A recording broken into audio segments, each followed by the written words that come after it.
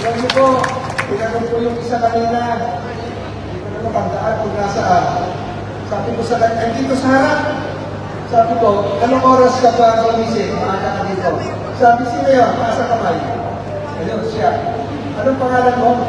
Carla po. Carla. Hindi, tinatanong ko kanina. Tinatanong ko kanina kung ang pangalan mo, Marites.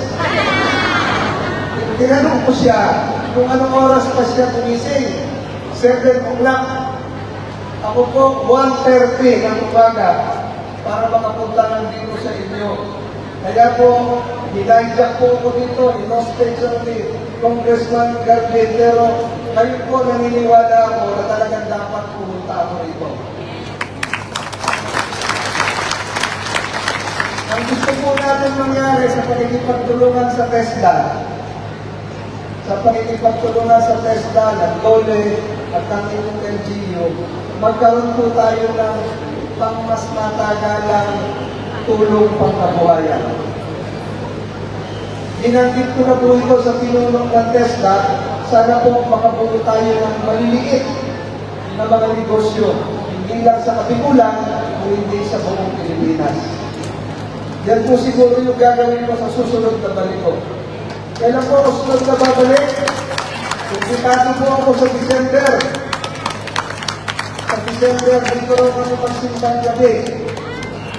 Gusto ko po makita yung kasama ni Carla, meron pang mga 5 marites. Gagawa kami ng maliit na tulong pangkabuhayan na tawag tulong dilip.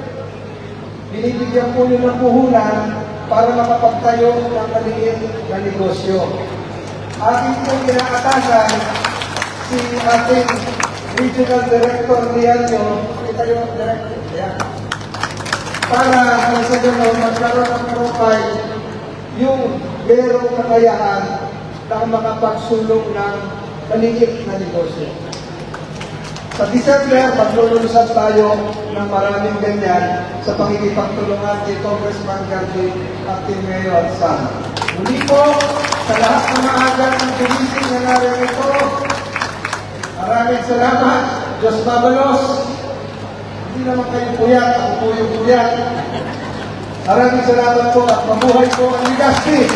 Mabuhay ang Albay.